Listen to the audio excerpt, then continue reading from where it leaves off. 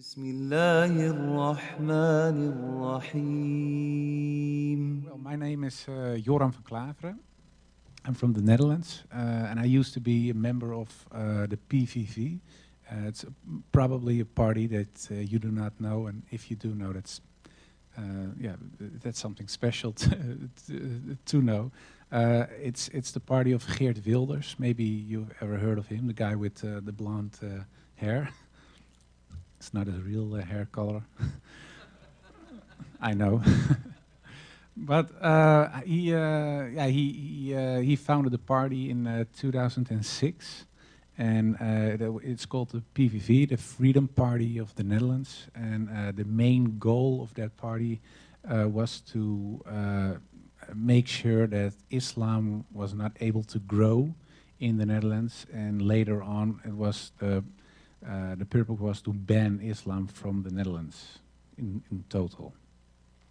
Well, I'll come back to that later. Maybe it's interesting that I introduce myself a little bit. My name is Joram van Klaveren, as I said, and I grew up in a very Orthodox Protestant environment. My mother and father were members of the Reformed Church.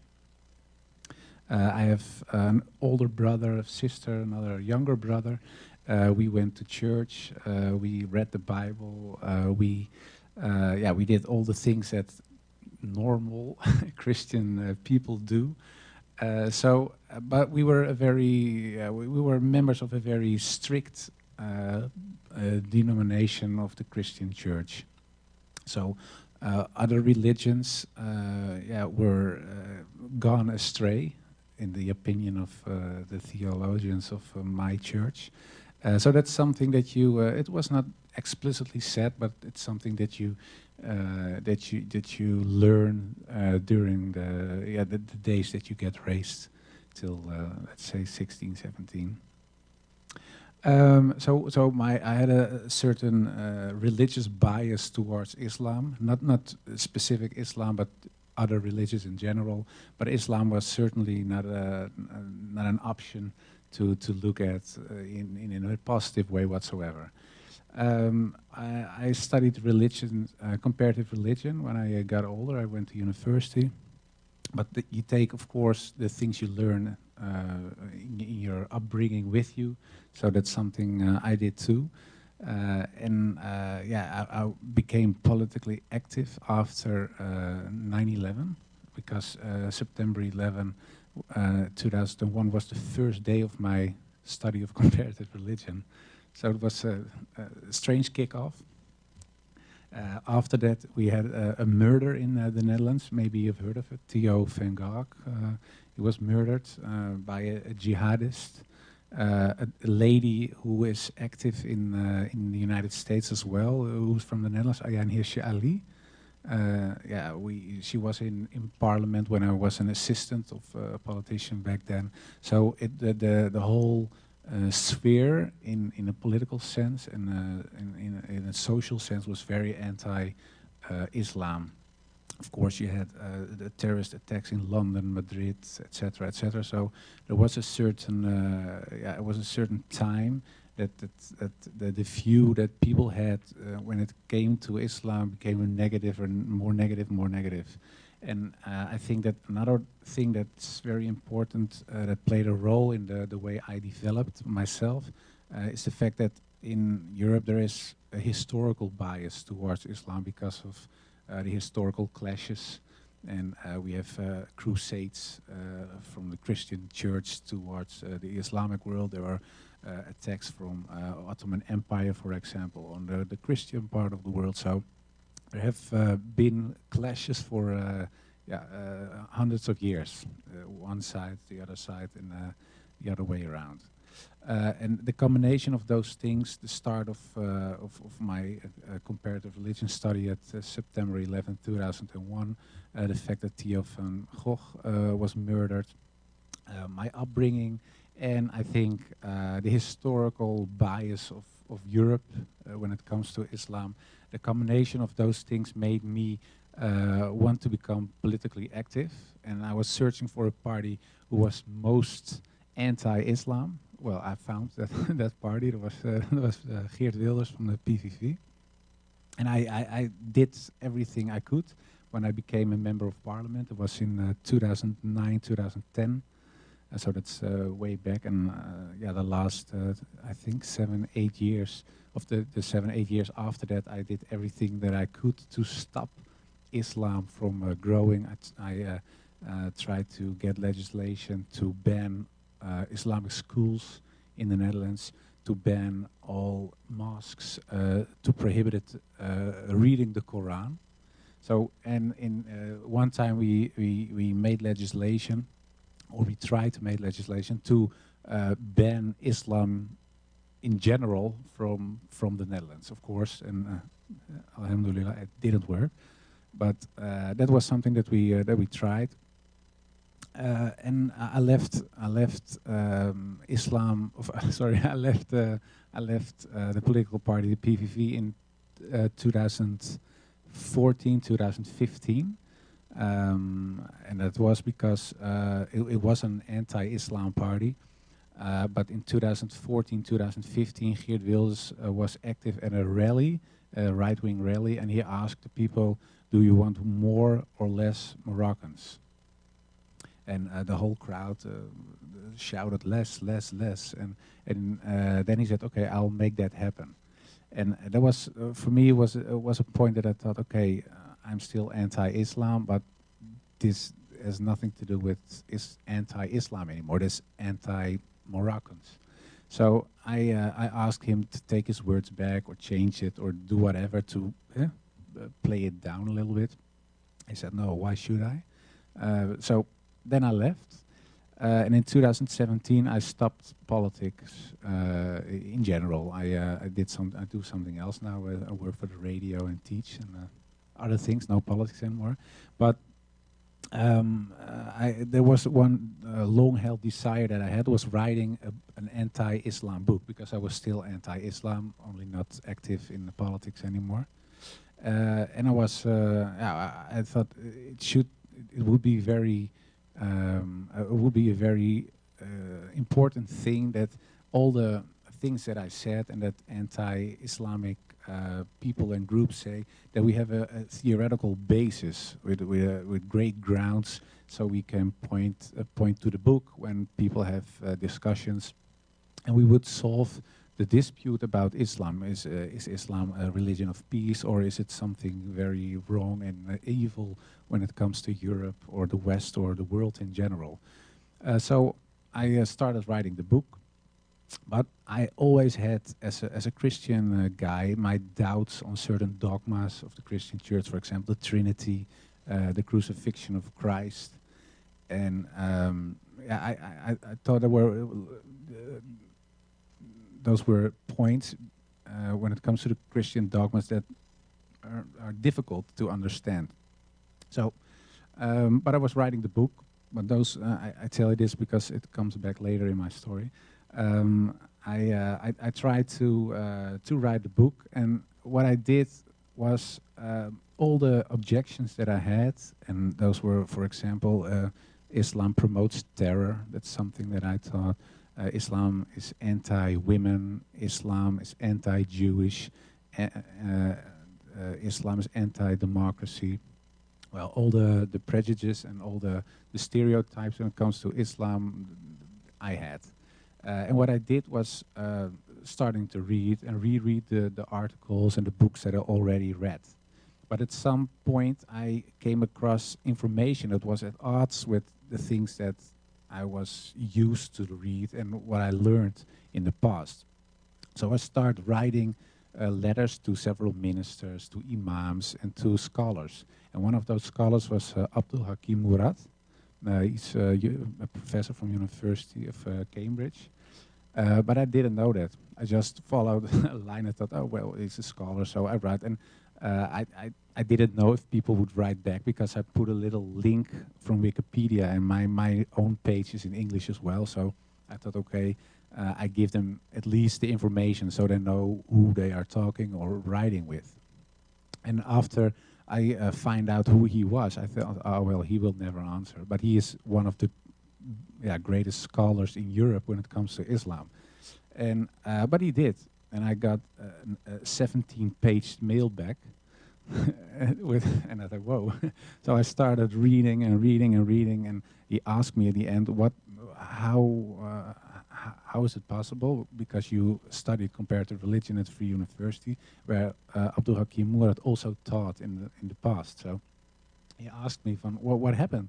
And what titles did you read, and what's the information you got? So I gave him a list with titles. He said, okay, I know where you're coming from, I understand. And I explained that when I was younger and I was at university, the points that I mentioned earlier when it comes to the historical bias and the upbringing, etc. But at one point in 2003, 2004, I went as a student to several mosques. And I asked several Muslims, well, what's up with Afghanistan, Taliban, etc., etc. And there was one guy who told me, well, that's what Islam wants. And he was a Muslim. And he said to me, yeah, well, I don't like it either, but that's what God wants, so we have to do that point. And then I thought, whoa, you're even more crazier than I thought. And that hardened my views when it came to Islam. And I told Abdul Hakim Murad as well, and he said, well, you know what the point is, that you have Dar al-Islam, he said, it's a house of Islam, and you are in a little barn somewhere in the garden with all the extremists, the anti-Islam guys and the extreme Muslims. And so what you have to do is get out of the barn, walk into the garden, look at the house, go into the house, and then we talk again. You can ask questions again. And that's what, and I asked him, well, I'm willing to get out of the barn if you give me some information, how, a map. So he gave me some information, I started reading and reading, and in the end, I thought, okay, Islam, the teachings of Islam, I thought, okay, that it looks very much like Christianity, be polite, of course, believing in God, believing in the prophets, etc. But in the end, the big difference, of course, is whether the question whether Muhammad is a prophet or not. So I thought, okay, maybe Islam, the teachings of Islam are okay, but Muhammad is still, as I learned, an antichrist, or he is a crook, or all the bad things you can imagine. That was still the view that I held when it came to Prophet Muhammad.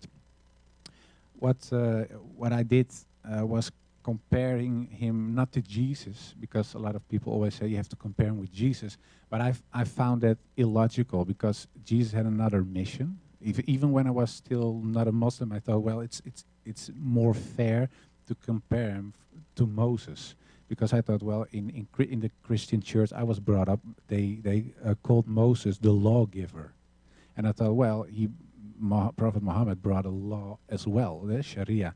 So I thought, well, we have two guys who say they bring a law, so it's more fair that I compare those two with each other. And I thought, well, one of my objections was Muhammad used violence. And then, yeah, I read, of course, Moses used violence as well, and especially the guy who followed Moses when Moses died, Joshua is a prophet as well in the Old Testament. He used a lot of violence. And when I compared the teachings when it came to war between the Bible and the Quran, I found out that what the Quran, for example, says, you cannot kill women, children, now all the things you probably know. But in the Bible, there are passages that say the opposite. They say you have to kill women, kill them all. And of course, let's be happy that that's not what the most Christian churches teach. But there are passages in the Old Testament that say that you have to wipe out everything, even the grass. So everything has to be erased.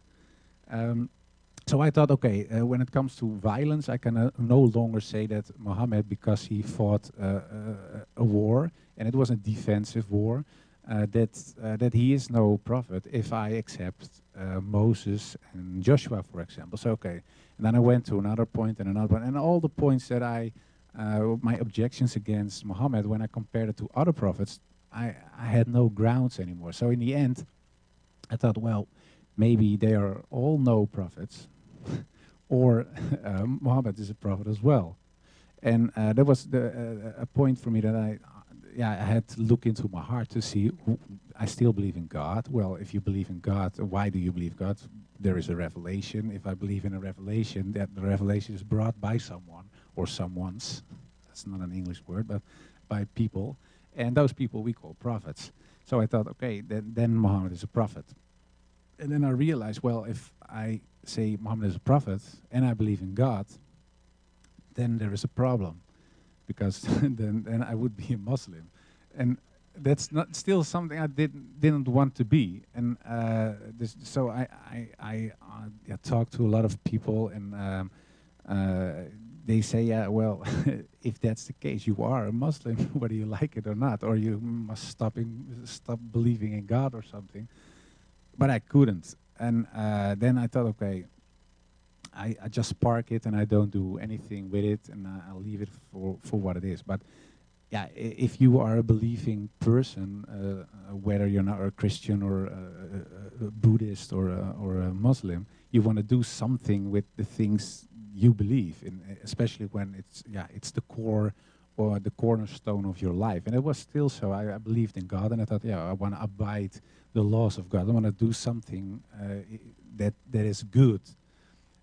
So I had to do something with my newfound information, and I started looking for a publisher to do something with the book. And the book was not already finished, but most of the parts that I found out and the new information I found out were in the book, but not yet my conversion, because I didn't convert it yet. And I was looking for a typical Dutch publisher. So it's called in Dutch. It's called het Kennishuis. It means house of wisdom. But they wrote it in an old style Dutch, and when you write it in old Dutch, it's typical Dutch. Most nationalist guys write it in old Dutch, so you see, oh, whoa, he's a real Dutch. So that's what it. And I thought, okay. And the publisher wrote Het Kennishuis, so the House of Wisdom, in Old Dutch. And they were specialized in Islamic literature. So I thought it was an anti-Islamic publisher. And I wrote them, well, I have scripted, and I got it back.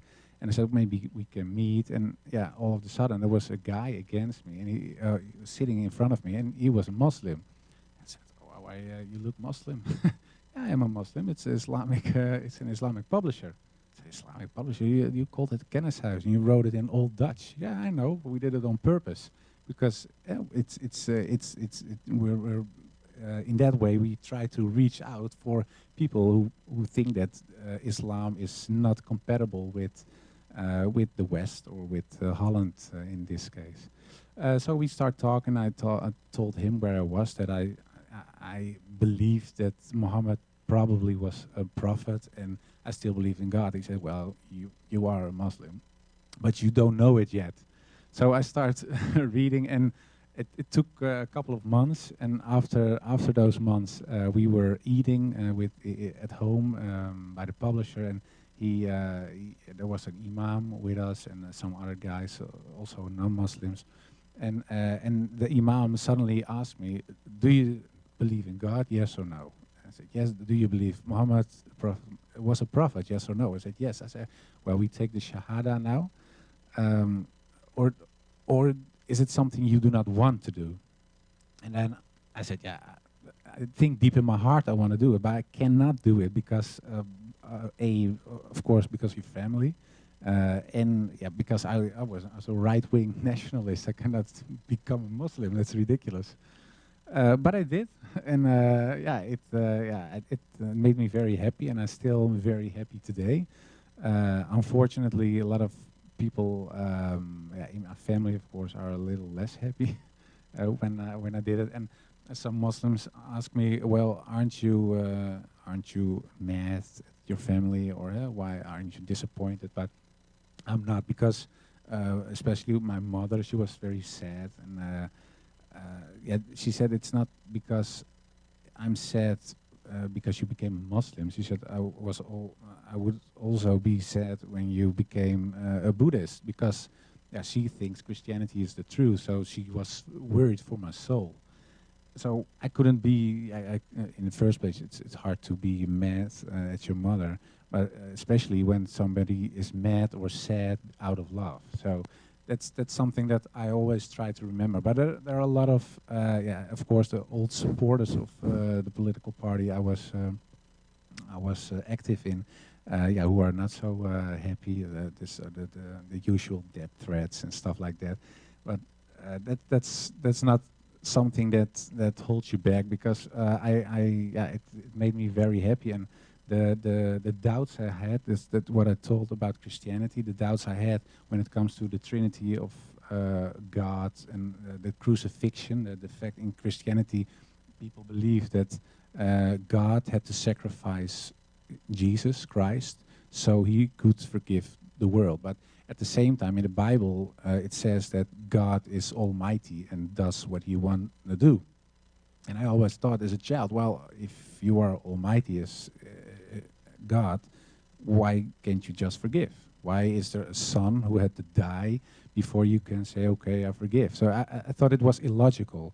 I still think Christianity is a nice religion. Only I didn't believe the truth with a capital T. It wasn't there for me anymore. And strangely enough, when I was writing the book, I got Islamic answers to Christian questions. And yeah, that was a point for me that I thought, yeah, it gave me a lot of rest, and my heart and my head resonated. And that's something that I didn't have before. So when I felt that, and of course you believe it, yeah, that made me in the end deciding to become a Muslim, and that's what I did, and I still am, and I'm very happy. That's in short the story. So I think, yeah, no, I don't know what the program is. Do you want to ask question people in the? Let's give him a round of applause for that. That was really touching. Thank you so much. Wonderful. So we're going to do Q&A now, and we'll start with the sisters, and we'll ping-pong back and forth with the brothers. So first for the sisters, inshallah, there's a mic going around, and Brother Marbois will come to you. Just raise your hand if you have a question, inshallah. Jazakallah khair. And it looks like we'll go to Sister Shazia first.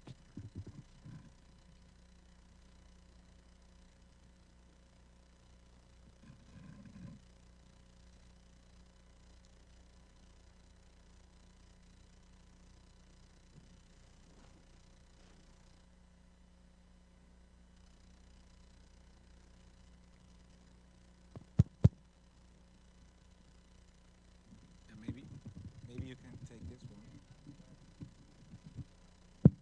This one.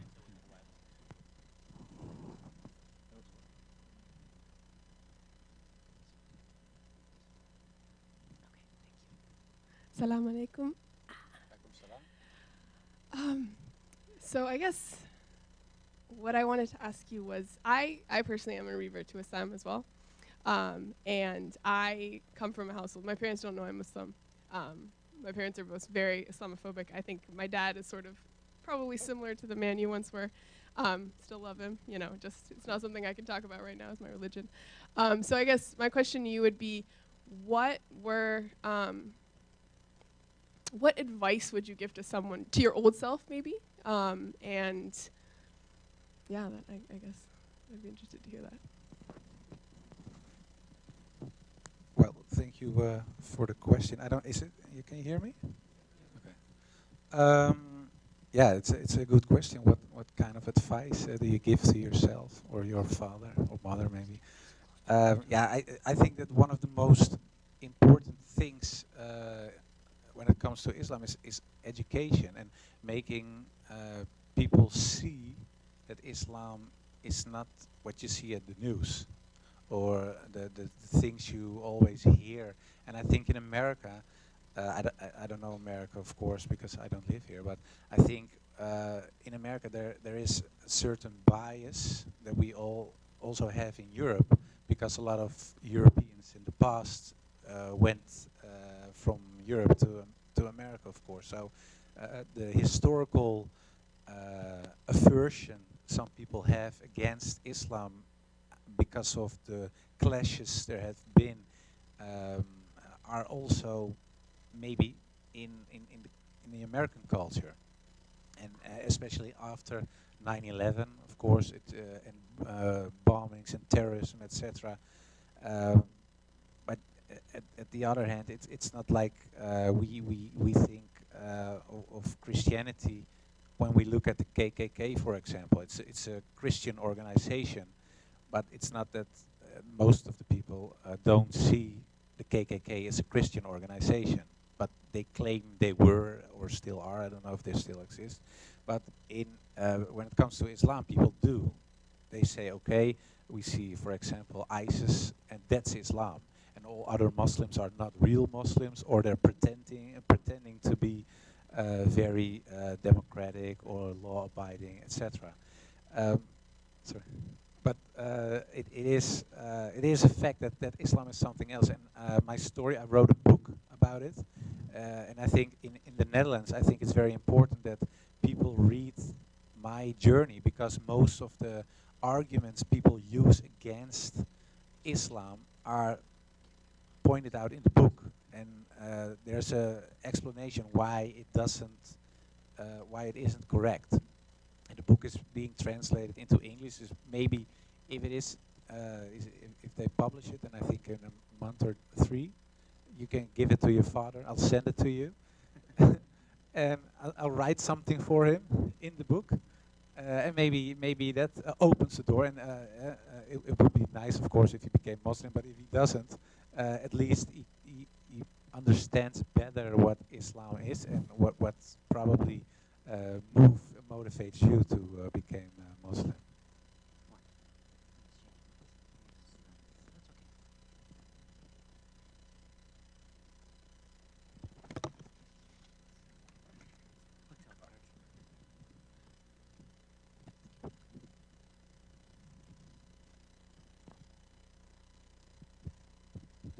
Does this work? Thank you for your presentation. It was very insightful.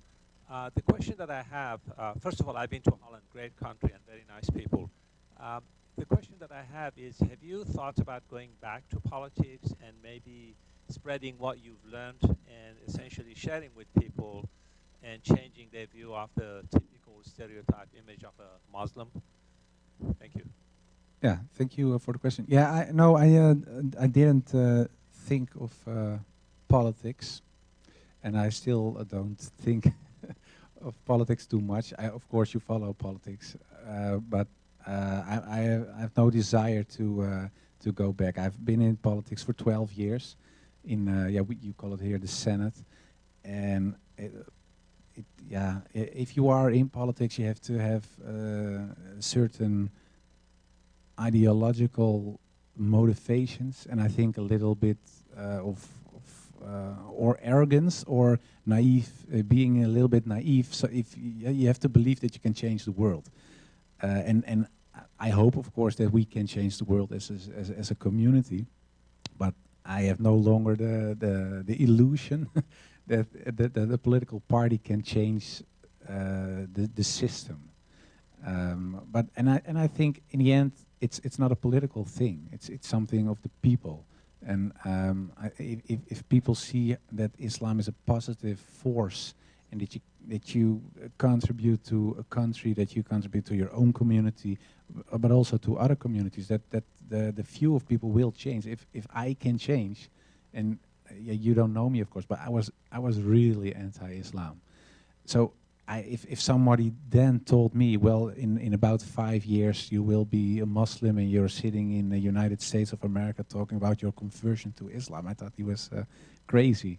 But it did happen. So I think in the end it's something that that has to come out of the people itself, non-Muslims I'm talking about. And I think that a lot of Muslims, especially in Europe, because I think it's a little bit different here, also have to look at themselves and see why is it that people are always so negative. Because in the Netherlands there are a lot of Muslim youngsters, youth, who are making a lot of troubles.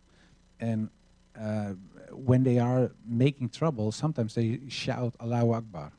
So non-Muslims associate Islam as a religion because they hear something with Allah, and they see youngsters, for example, throwing in a window with a stone or whatever.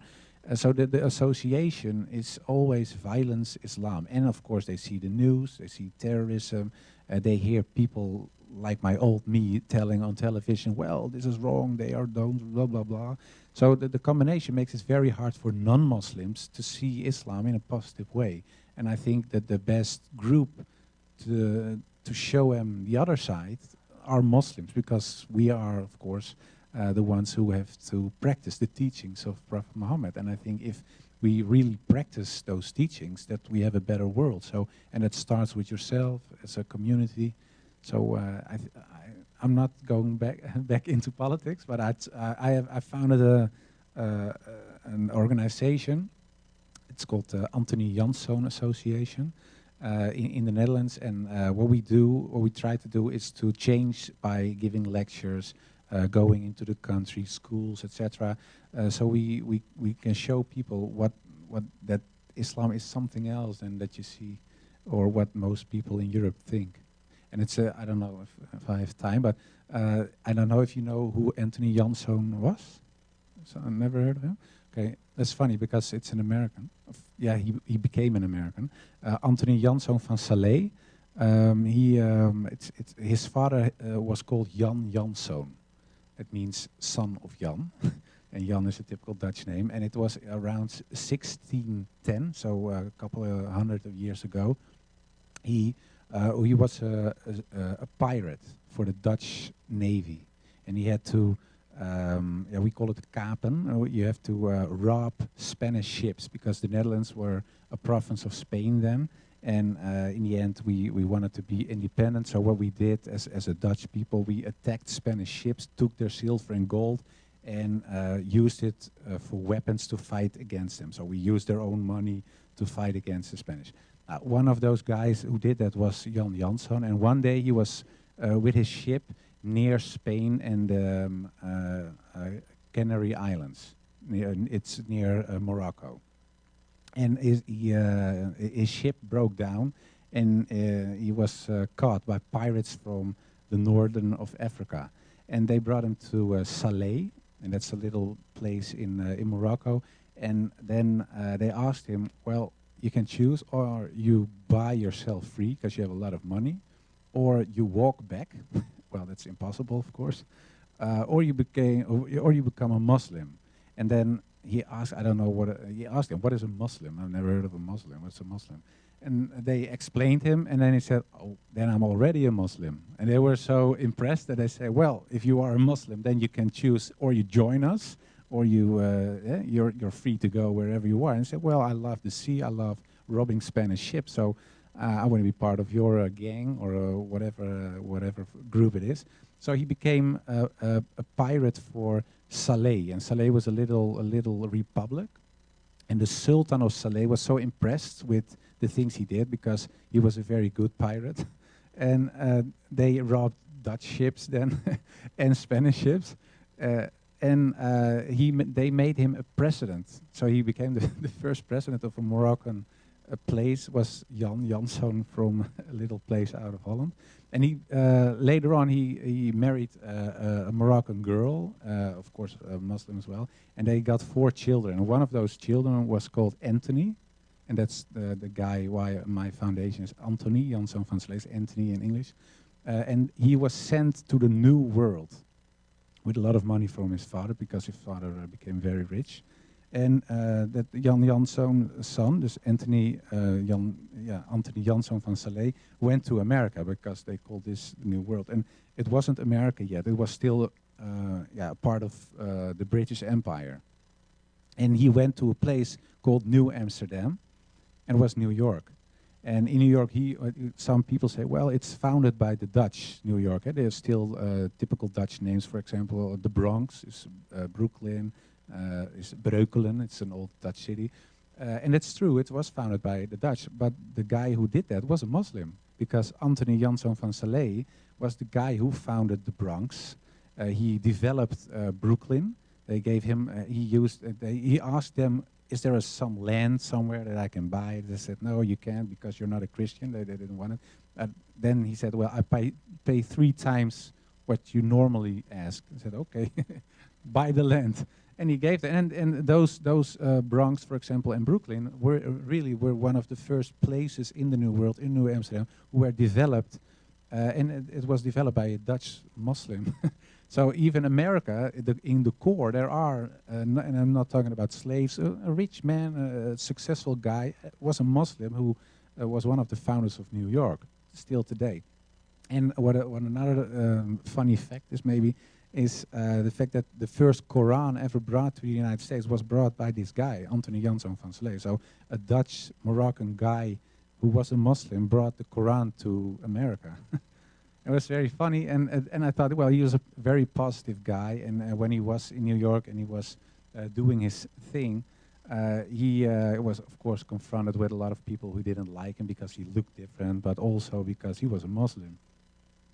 But he was very steadfast, and he did what he had to do. He helped, for example, a little group, they called the Quakers. They were Christian people who were persecuted by other Christians. And he said, no, we have religious freedom here, and it's a new country. Nobody is the boss of someone else, so they can live on my land. So he gave them room to practice their religion.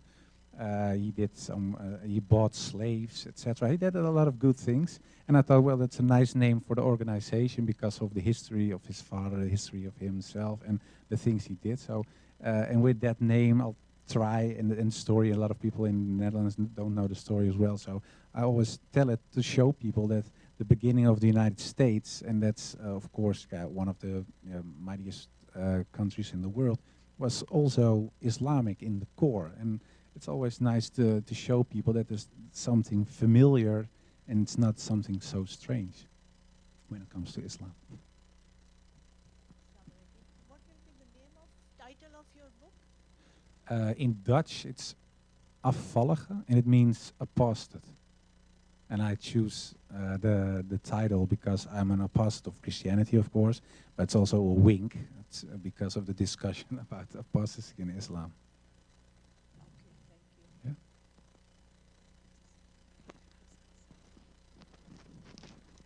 Assalamu alaikum. I don't know, is this working? Oh, it is, okay. First of all, thank you so very much. I'm originally from what became New York, was New Amsterdam. Okay. And there are a lot of Dutch names that are well known along the Hudson River, and I think the Hudson was, well, the explorer was Dutch, and the Roosevelts, the two President Roosevelts, Dutch ancestry. So there's a lot of history, but nobody mentions in America that they're Dutch. Anyway, welcome. And many people don't know that the word California comes from the word Khalifa. Oh, I didn't know. So this is another part of the Muslim history nice. on the West Coast. I'm wondering, when you speak to people, what reaction you get? Do you speak about Islam? Do you find people are curious or more hostile? Are you able to change hostile people to be open-minded? What's your experience? Yeah, of course, in the beginning, and there are still people who are very anti-me because I became a Muslim. But in general, I have to say that most people are more interested than angry. So what happened to you? Why? So that's I think it's a good thing because there is space and room to start talking to each other. And most of the time I ask them, what is your biggest problem with Islam? And most of the time people don't know. So we try to discover while talking what his or her issue is with Islam. And yeah, I even got some emails from people that said, well, after I read your book, of course I'm not a Muslim and I still don't like Islam, but I get it. So that's a little improvement. So I think there is a lot of room, and of course, in the end, it's up to us as a community to show people otherwise. And I think in the end, yes, I'm still positive. I think that it's possible that a lot of people will change, and I think it's something else in Europe, and I don't know how it is in America. There's the secularization, so people stop believing in God. In Europe, most of the people in other parts of the world think that in Europe everybody is Christian, but most of the people, especially in the Netherlands, aren't religious at all. And the fact that they lost their religion, not only in a cultural way, but especially in a religious way, yeah, it creates a hole in people's hearts, because there's a famous guy, a religious scientist, Eliade his name. He said, people are always religious. And it's not that you have to be a Christian or Muslim or whatever, but there is something that calls out for something bigger. And he said, because you are designed like that, there's always, you crave for God. And in what form isn't so important now, but he said, well, people, and if people lose God, they're going to search for something else. And I think in Europe, people search they want to fill up the gap in their heart with, for example, nationalism, but also with drugs or with partying all the time. They do things to fill the emptiness in their heart, and that's something else. I see big chances for Islam, because I think Islam is the last real religion. And a lot of people, especially when I talk with Protestant Christians, who are very angry all the time when it comes to Islam, but when you talk to them for real and in a calm way, they realize very fast that, for example, the things my problems, theological problems with Christianity, for example, the Trinity, they feel this, they feel what I mean. So that's what I always tell them. I say, you know that it's illogical. And they say, oh, well, maybe it's illogical, but... And so I see big chances for Islam as a religion to grow in a positive way, especially in places where people lost faith in God. And maybe that's a mission. We don't know, but it will be nice. Assalamu alaikum. Alaikum salam. In my day job, I've had the pleasure of going to Holland quite a few times in the last few years. And like many international travelers, I've used Uber to get around the city, in Amsterdam in particular. But I was really disturbed by something, and this is what I was kind of curious about your perspective as it relates to anti-discrimination laws in the Netherlands, as it relates to discrimination against Muslims as they're trying to integrate into the workforce. In particular, I met a Dutch young man who was driving an Uber. He said he was a college grad, born and raised of Pakistani descent, born and raised in the Netherlands. And he said that every time he goes into a job interview, he's asked about his prayer habits and other things that we would, in the U.S., we would find that those are non-starters. Nobody gets asked about those kinds of questions here. And he said to me, do you think I'm driving an Uber because I choose to? I can't get a job. Anywhere I go, I'm facing these kinds of discrimination issues. So anyway, and then he said ultimately, he goes, I identify first as Muslim, then as Pakistani, and then third as Dutch, even though he was born in Holland. And I find that as, in this country we have at least we start from the premise of that there are anti-discrimination laws that protect people when they are applying for jobs. Are there similar protections in the Netherlands, or are they coming? Because I worry about that this large Muslim Moroccan population, for example, is being, or Pakistani is being, kind of isolated in a ghetto where they are, or a mental ghetto where they really are not able to contribute more faithfully to society as a whole, and are identifying with their ethnic background as opposed to, like you are, for example, of the people and contributing broadly to the Netherlands. Yeah, very good question. Yeah, in the Netherlands there are a lot of anti-discrimination laws. Of course we have a constitution as well, and the first article in the constitution is that all people should be treated equal, no matter of race, religion, etc., etc. So there are a lot of laws like that in the Netherlands. But there's also discrimination, and I think that discrimination is something that you see all over the world. All minorities. I talked to some people from Lebanon yesterday. They told me that people from Syria who fled to Lebanon are discriminated because they are from Syria and they're refugees, and they're a burden for them.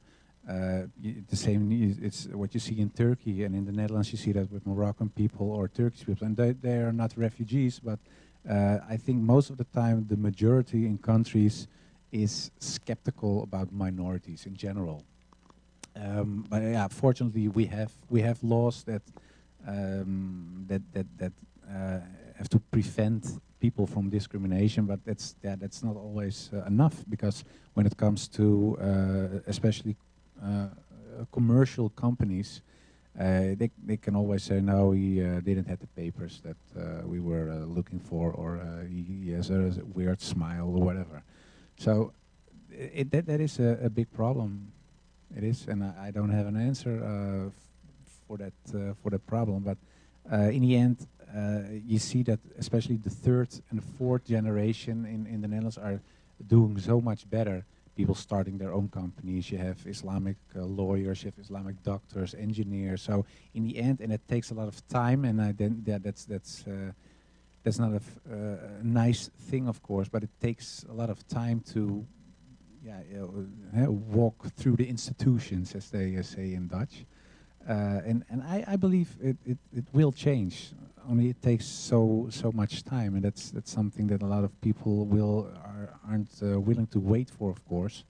And in the other part, the other side of the story is that you see, especially in Eastern Europe, that there's a very strong anti-Islam movement now, and it's not only in Eastern Europe, but because the anti-Islamic groups are uniting in the European Union now. So it became one powerful force in politics now. So that's something that's very worrying, and it gives a lot of the normal people, as you can say, the people in general in different European countries, an excuse, because they say, well, we have 1/3 of parliament saying Muslims are wrong, or they create problems.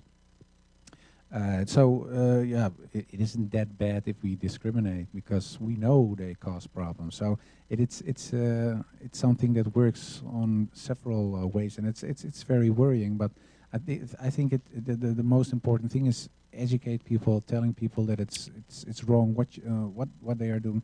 And I think it's also important to promote Islam and help each other. So if there is a guy with a successful company who is a Muslim, he can always help other Muslims, for example, when it comes to, we call it stages, I don't know, the internships, for example. So you can help each other as a community. It's an obligation. So why wouldn't you do that? So I don't have a complete and satisfying answer, but this is what it is. Assalamu alaikum. Alaikum salam. I have two questions, if I may. During the discussion, you were mentioning that you had Christian questions and you found actually Muslims' answers. Could you share with us a few of those where you think actually that these are the ones that made it for you? And the second question is, with your involvement with the political field and being maybe actually prior anti-Islam. Oh, sure, sorry. With the political movement and being anti-Islam prior to you being Muslim, you have mentioned that maybe most people will look at Islam based on maybe some of these terrorists around the world and maybe in Europe. Are these actual terrorists, or maybe these are actually like movements by certain governments in Europe that Islamophobic, maybe that actually did make Islam look bad? What's your take on that actually as being involved in the anti-Islam movement back then? Okay, that's a big question. The first half of the question was about Christian doubts. My doubts had to do with especially with the Trinity, because in Christianity we believed that God exists as one being, but in three persons: God the Father, God the Son, that's Jesus Christ, and the Holy Spirit. And I always found it very hard to understand the concept, because in Christianity, Jesus Christ dies on the cross, but he is God, so God dies. So I asked the minister, when I was 12 or 13, how is it possible that something that is infinity, if God is infinity or infinite, how is it possible that it dies? Because then it is ended, it's ending. So that's impossible. And if he is dead and he is alive at the same time, that's something like a square circle. That's impossible. And then they said, well, it's a mystery. So yeah, that's. But you have to believe it. But if I try to believe it, I can't because it's a mystery, and I don't found that very satisfying. So that's something that, and there are a lot of theologians who have very nice concepts. But in the end, it's coming back to the question: is the God of Jesus Christ, is it one or three? And in the whole Bible, there's no sentence in the Bible that says God is three. It isn't there. And the parts that are referring to something that could be interpreted as three are added later. And it's even in the Christian Bible, you can see that it's almost always between, I don't know how you say it, we call it haakjes, between quotes. No, not the quote. Yeah, that one. And in Bible it says the sentences between those things are added later. So there are in the Bible there's no referation to God as three, and there is even a sentence that Jesus Christ says, "Hear, O Israel, your God is one." Well, that is exactly the same as Prophet Muhammad said. There is one God, and that's Allah. So it wasn't logical for me. So the Trinity thing was an issue for me. And another thing I talked about earlier, short, it was about whether there should be a murder before God can forgive. And yeah, I found that not logical, because in the Bible says there's a story about the prodigal son. It's a story that there's a father and he has two sons, and it's a very rich father and it's a very successful company.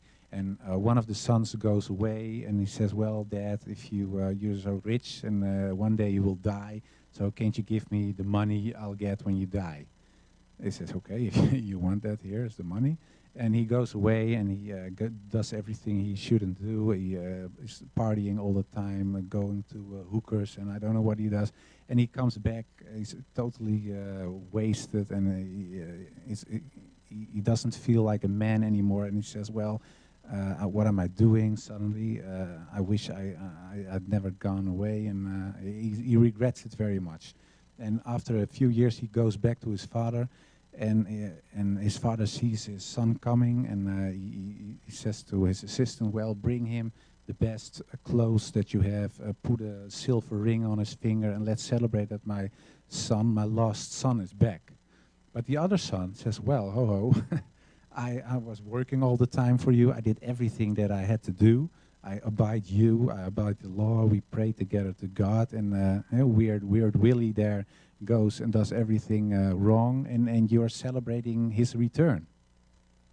And it's a story that Jesus tells in the Bible, and then the apostles, the people around, the Jesus followers ask, "Okay, what's the point here?" And Jesus says, "Well, okay, the father is happy that his son returned after he did so much things wrong. He still accepts him. And there is no condition, there's no son or whatever who had to die first, or there's no slapping or no screaming, there's nothing. He just forgives his son."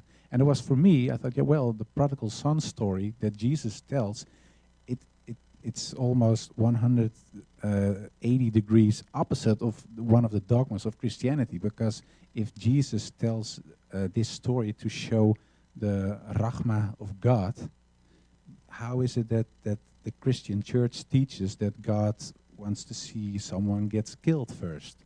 So there was another point for me that I thought, well, the Islamic narrative is much more logical, and it's in a sense even more Christian than the Christian teachings. The other part of your question I forgot, sorry. some of these suicidal bombers, were they actually like suicidal bombers, or these are just a Islamophobic movement actually trying to advertise actually for these people being around? You know, this is part of actually propaganda. Or Okay, no, well, yeah, in the Netherlands, well, I think terrorism is a real problem because you see, for example, Theo van Gogh, he was murdered, and he was murdered in the town where I live by a guy who was very known in the area, Mohammed Boucheri. Yeah, and he killed him. Yeah, we literally seen the guy doing it. He was shooting with a gun. After that, he slit his throat. He pulled a sword in his stomach. He was butchered. And the same you have in France, for example, in Paris, in Belgium, and in other parts of Europe. Well, of course, in the United States as well. So I think terrorism is a real problem, and I think there are Muslims or people who call themselves Muslims who do very bad things.